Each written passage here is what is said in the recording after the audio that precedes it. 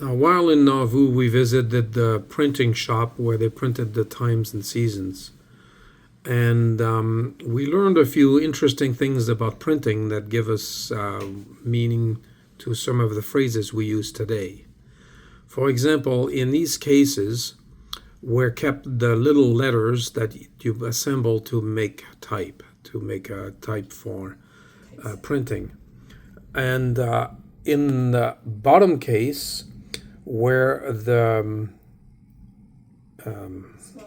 small letters. In the top case, where the capital letters.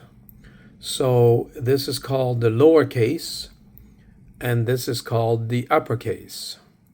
And I guess that's where we get uppercase and lowercase letters from that.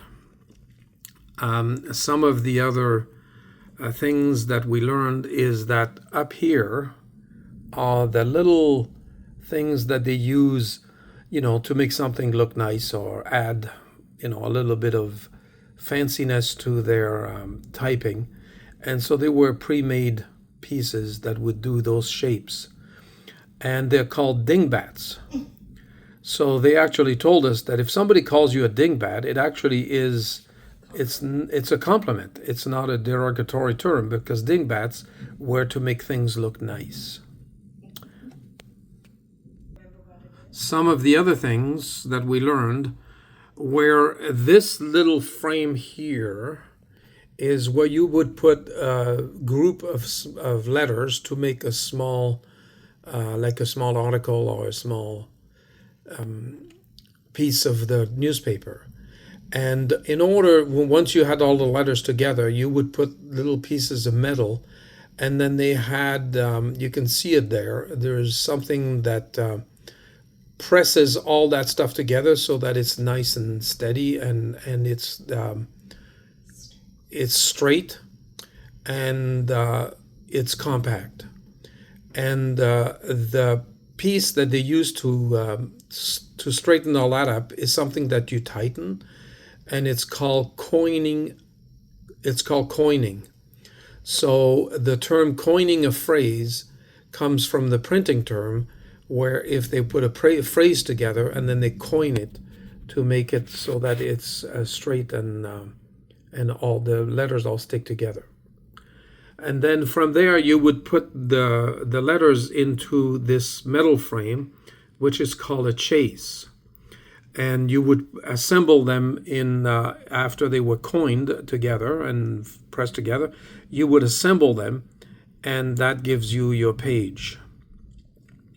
So now, in some cases, the frame was used up by just a few letters because they had a larger type to put in it. So they wouldn't put little groupings in it. They would just put the big letters and the big writing in it, and they would go directly to printing with that.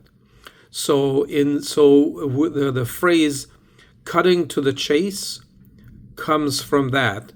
Because what they would do is they would cut the steps of putting things together inside of it, just put big letters and go directly to printing, and it was called cutting to the chase.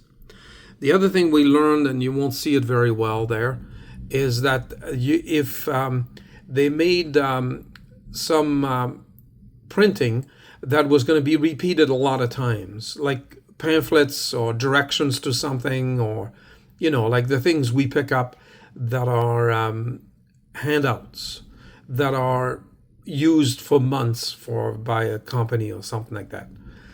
So what they did is that they would assemble all the letters together and coin them together, right? And then they would use a plaster type mold and pour it over the letters, so that it would make a mold of what the letters look like. Inside that mold, they would pour, I can't remember if it's tin or some other metal in there, that they would pour in there, and it would give you a plate that looked like the writing that you could use over and over again in printing. And that was called a stereotype. So the original meaning of stereotype is basically something that is repeated over and over again, and it's always the same. Pretty close to the meaning of stereotype today. So those are the things, the fun things we learn from the print shop that tells us about all of the different phrases that we use today, and we don't really know where they came from.